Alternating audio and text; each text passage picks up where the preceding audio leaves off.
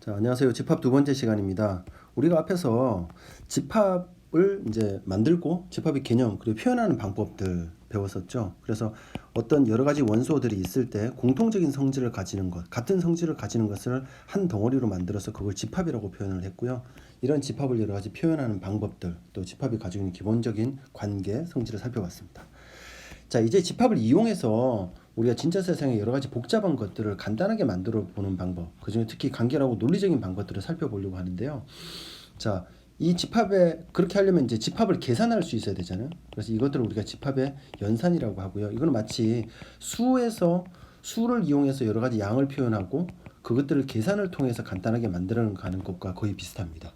우리가 수에서도 여러 가지 뭐 자연수, 정수 이런 것들 표현하고 나면 그것들을 더하기, 빼기, 곱하기, 나누기 하는 사칙 연산이 있었잖아요. 마찬가지로 집합의 연산에서도 기본적인 연산이 있는데 합집합, 교집합, 여집합, 차집합 이렇게 네 가지가 있습니다. 자, 합집합은 이런 거예요. 어떤 두 개의 집합을 합하는 거죠. 마치 우리가 덧셈하고 비슷하게 생각할 수 있지만 좀 다릅니다. 2 더하기 3. 자, 이것은 양을 합하는 건데 합집합이라는 것은 집합의 포함관계로 봤을 때 이런 겁니다.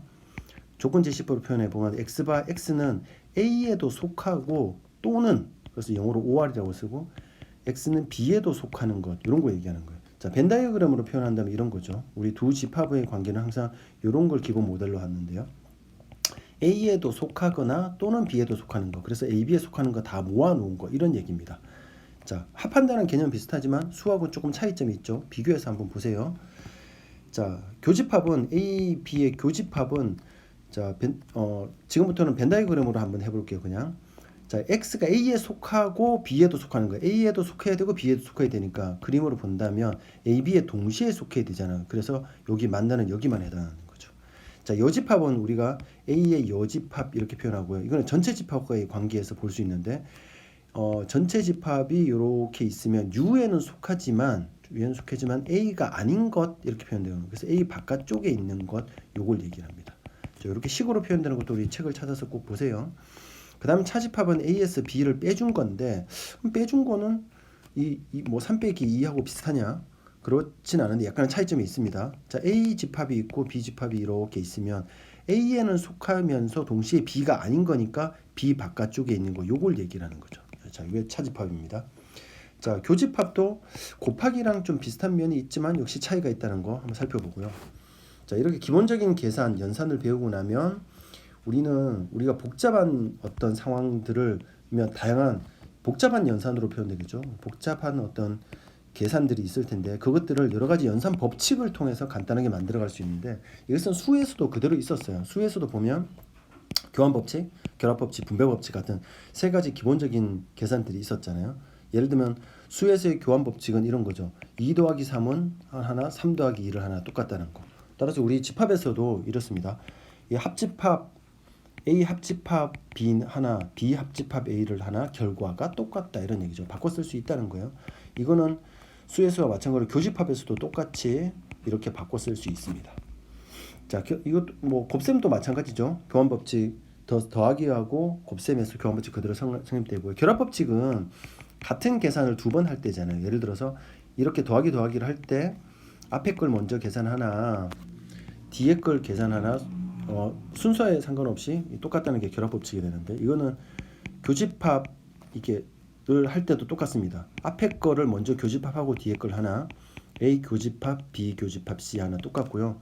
자, 합집합에 대해서도 같은 것들이 성립한다는 거 우리 역시 책을 보면서 같이 살펴보도록 하고요. 저기 다른 종류의 계산들이 있을 때 그래서 2 곱하기 3 더하기 4 이렇게 돼 있으면 우리 분배 법칙을 하잖아요. 2 곱하기 3 더하기 2 곱하기 4 이거는 뭐 원래 덧셈을 먼저 하는 계산을 곱셈을 먼저 하는 계산으로 계산의 순서를 바꿔주는 건데 역시 집합에서도 똑같습니다. 다른 종류의 연산들이 있을 때 그래서 A 교집합, B 합집합, C 이렇게 된다면 수하고 마찬가지로 하나씩 분배해줘서 A 교집합, B 합집합, A 교집합 C 이렇게 표현될 수 있고요. 자, 수에서는 앞에 게 더하기 뒤에 게 곱하기가 있으면 이거는 분배법칙 할 수는 없어요. 그런데 집합에서는 이것도 할 수 있습니다. 앞에 게 합집합이고 뒤에 게 교집합, 괄호 안이 교집합이라고 하더라도 우리는 분배법칙 써서 이렇게 되고요. 그 다음에 교집합 A, 합집합 C 할 수 있다는 거 확인해 주고요. 자, 집합 연산에서 가장 독특한 법칙이 바로 드모르간의 법칙이라는 겁니다. 아주 독특한데 많이 나오죠. 그래서 A 교집합과 여집합이 같이 있을 때 마치 분배 법칙처럼 이렇게 할 수 있어요. A 여집합, B 여집합 할 수 있고요. 대신에 가운데 있는 연산이 교집합이 합집합으로 바뀝니다. 자, 이거는 합집합이 있을 때도 마찬가지예요. A 합집합, B의 여집합이 있다면 이거는 A 교집합, A 여집합, B 여집합의 교집합 이렇게 바뀝니다. 자, 아주 독특한 계산이니까 잘 알아두고요. 마치 몰라가 생각할 때는 이런 이항연산에서 x제곱 플러스 2xy 플러스 y제곱 이렇게 바뀌는 것과 거의 비슷하지 않을까 싶으나 많이 차이가 있죠. 자, 살펴보고요. 자, 하나 더 차집합의 성질이라는 게 있는데 어떤 연산에서 이렇게 차집합이 등장하면 앞에 있는 연산의 법칙들을 쓰기가 좀 곤란해요. 그래서 차집합을 합집합과 교집합과 여집합으로 바꿔주는 방법이 있는데 이겁니다. A 교집합, B의 여집합 이렇게 바꿀 수 있어요. A 캡, B 컵 이렇게 읽고요. 자, 요거 한번 보세요. 자, 요거를 우리가 요것뿐만 아니라 사실 앞에 있는 이런 연산의 법칙이 진짜로 성립하나 확인하는 방법은 전부 다 벤 다이어그램을 이용해서 확인을 하면 됩니다. 그럼 보세요. A, B의 이런 일반적인 상태에서 A에 대한 B의 차집합이 요거였잖아요. 그러면 요 오른쪽에 있는 거를 표현해 보면 이런 거죠. 이 합집합이 있고 A, B의 이런 상태를 생각했을 때 A와 B가 아닌 거는 이 바깥쪽에 있는 거잖아요. B가 아닌 것과 요 A와의 교집합을 생각하면 당연히 A, B의 차집합 요게만 남겠죠, 그죠? 요거가 요것이 똑같은 거죠.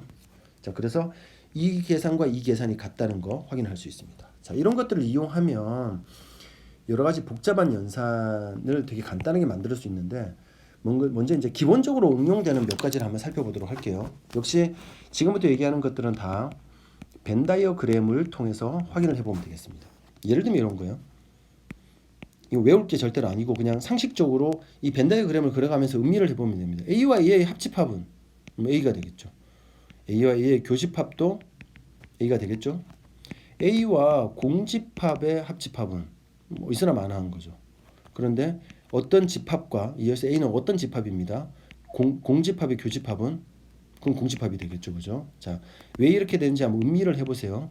A와 전체 집합의 합집합은 당연히 전체 집합이 될 겁니다. A와 전체 집합의 교집합은 A가 되겠네요. 자, A와 A 아닌 것, A와 A 여집합의 합집합은 전체가 되겠군요. 그런데 A와 A가 아닌 것의 교집합은 공통이 있을 리가 없죠. 자, 공집합이 되고요. 자, 이렇게 됩니다.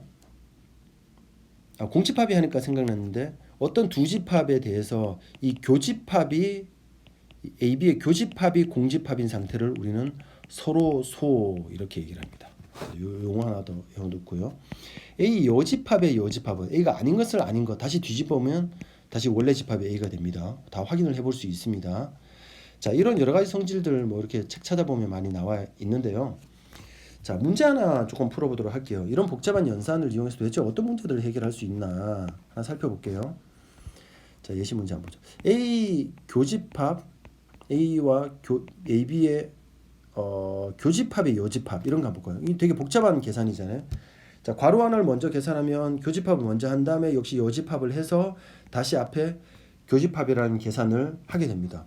지금 상당히 복잡해서 이게 결론이 뭐가 될지가 좀 복잡한데 우리도 수의 어떤 계산들이 있으면 여러 가지 계산 법칙들을 사용해서 가장 간단하게 만들어주는 게 이 계산을 풀어주는 거잖아요. 그럼 자, 해볼게요. 자, 괄호 안을 먼저 계산할 텐데 그러면 자, 교집합이 여집합이니까 드모르간의 법칙 쓸 수 있죠. A 여집합, B의 여집합이 되고 가운데가 합집합으로 바뀌겠네요. 자, 합집합, 교집합이 있으면 분배 법칙 쓸 수 있었잖아요. A 교집합, A 여집합. 자, 합집합 되고 A 교집합, B의 여집합 이렇게 되겠네요. 자, A와 A의 여집합의 교집합은 A 아닌 거 공집합이죠. 그 다음에 합집합 요게 되겠네요. 자, 공집합과 어떤 집합의 합집합은 어떤 집합이죠? 다시 써봅니다. A 캡, B 컵 이렇게 되고요. 자, 요거 많이 봤죠? A와 A, B의 여집합의 교집합은 바로 A에 대한 B의 차집합 이렇게 표현할 수 있죠. 자, 이렇게 표현할 수도 있고요. 또는 이렇게 표현할 수도 있습니다. 요 상태를 A와 요 D의 여집합으로 보면 A에 대한 A, B의 교집합의 차집합 이렇게 표현할 수 있죠. 자, 차집합의 성질을 이용해서. 자, 그러면 A에서 A의 교집합을 빼준다면, 자, 역시 벤 다이어그램. 자, 처음에서 생각하기는 좀 복잡할 텐데 요 정도 되면 벤 다이어그램을 이용해서 A에서 A의 요거를 빼준다면 남는 건 얘가 되겠죠. 따라서 A에 대한 B의 차집합 이렇게 정리해 나갈 수 있습니다. 그래서 집합의 연산에 관한 성질을 이용하면 이렇게 복잡한 것을 아주 간단하게 만들어 나갈 수 있는 그런 것들을 쉽게 할 수 있습니다. 자, 앞에서 우리가 부분집합의 개수를 살펴봤었는데, 자, 여기서는 원소의 개수가 되게 중요한데요. 원소의 개수를 다루는 방법은 실제 진짜 세상의 문제를 집합을 이용해서 해결할 때 많이 사용이 됩니다. 보죠. 자, 이런 겁니다. 이런 거죠. A와 B의 합집합 이렇게 표현이 되어 있으면, 자, 합집합의 A, B의 합집합의 원소의 개수가 어떻게 되나 생각해 보면, 자, 상식적으로 접근해 봅니다. A의 원소의 개수를 일단 다 합해요. 그 다음에 B의 원소의 개수를 다 합하고 나면 이 두 개를 더해 보죠. 그럼 이 가운데가 한 번 더 들어갔잖아요. 빼주면 되는 거지. 자, 얘를 빼줍니다. 빼기 교집합을 한번 빼주면 되겠죠. 자, 이런 아이디어로 생각할 수 있고요. 자, 이 비슷한 아이디어는 이렇게 세 개의 합집합의 원소의 개수를 구할 때도 같은 아이디어를 쓸 수 있고요. 자, 그림은 이렇게 그립니다. 이런 상태에서 그려 나가면 되는데 하나씩 다 더해주면 요 가운데 게 두 번 중복되기 때문에 이것처럼 빼줍니다. 그러면 요 세 번째 세 개의 교집합이 한 번 더 빠지기 때문에 마지막에 더해주면 돼요. 우리 책에 나와 있고요. 자, 이렇게 표현하는 아이디어를 우리가 합집합의 원소를 구할 때 포함시키고 그 다음에 중복되는 걸 빼주고 이런 방법. 그래서 이걸 포함 배제의 원리 이렇게 얘기하고요. 이렇게 생각하면 집합이 두 개가 있건 세 개가 있건 네 개가 있건 같은 아이디어를 다 쓸 수 있습니다. 자, 이렇게 집합을 이용해서 우리가 일모드로 했던 것처럼 수학적 모델링으로 진짜 세상의 문제를 해결하는 걸 마지막 문제로 한번 볼 텐데요. 자, 수학적 모델링 과정을 일단 문제 상황을 이해해야 되죠. 그럼 집합을 이용하려면 같은 성질을 가지는 어떤 그룹으로 표현이 될 거고요. 자, 그래서 집합을 이용해서 이 그룹 같은 성질을 가지는 것들을 수학적 모델로 간단하게 표현합니다. 여러 가지 기호와 또 집합을 이용해서 표현하겠죠. 자, 집합의 연산을 이용해서 이렇게 간단하게 만들어 주고요. 이걸 실제 적용해서 결과를 해석하면 되겠습니다. 자, 문제 한번 풀어보죠. 자, 우리가 동굴 탐사를 하려고 하는데 둘 다 랜턴을 준비하지 못한 학생 봅니다. 그러니까 손전등과 머리전등 아무것도 가져오지 않은 학생. 이런 학생이 지금 문제가 되잖아요. 학교에서 따로 준비를 뭔가 해야 되나? 이렇게 볼 수 있겠죠. 자, 그러면 이걸 해결하기 위해서 문제 주어진 상황은 전체 30명, 손전등을 가져오지 않은 12명, 머리전등을 가져오지 않은 학생 8명 이렇잖아요. 지금 문제 상황만 되면 머리가 아파 되게 복잡하고 이걸 어떻게 따져야 되나 되게 복잡한 상황이 있는데 이 상황을 집합을 이용해서 간단하게 표현해주고 나면 그 따지는 논리적인 과정이 아주 편해질 텐데, 자, 이렇게 표현합니다. 전체가 있으니까 전체를 표현해줘야 되죠. 그 다음에 A라는 집합, B라는 집합 두 가지 성질이 나오는데 잘 따져보면 손전등을 가져온 친구들이 있었죠. 그걸 A라고 해보죠. 자, 머리전등을 가져온 친구들 B라고 해봅시다. 그러면 전체는 이렇게 되겠네요. 그러면 전체 집합이 30명 한번 써보죠.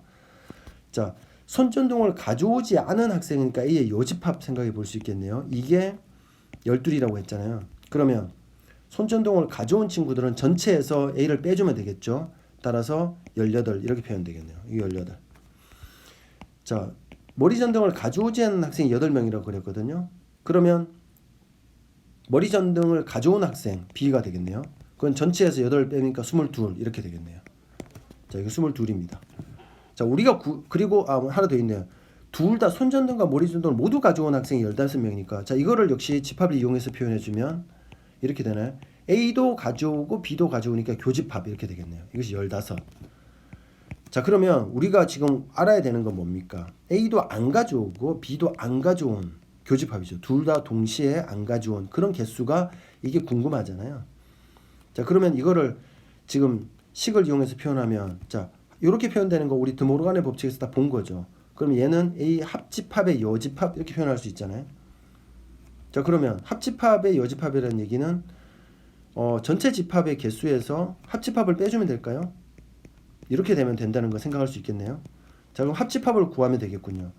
자, 앞에서 우리 포함배제의 원리 할 때 했죠. 합집합의 원소의 개수는 A, 그 다음 B의 원소의 개수 빼기 교집합의 원소의 개수 이렇게 되잖아요. 따라서 18 더하기 22 마이너스 15 이렇게 할 수 있고요. 자, 얘를 계산을 하면 얼마일까요? 25 이렇게 되겠네요. 자, 그러면 얘는 전체에서 25를 빼주면 논리적인 과정을 거쳐서 5. 자, 그러면 이 복잡한 상황이 집합이라는 개념을 이용해서 훨씬 더 쉽게 어떤 이 상황에 대한 해결책, 솔루션을 찾아갈 수 있겠죠. 자, 이게 집합을 이용한 수학적 모델링의 과정이 됩니다.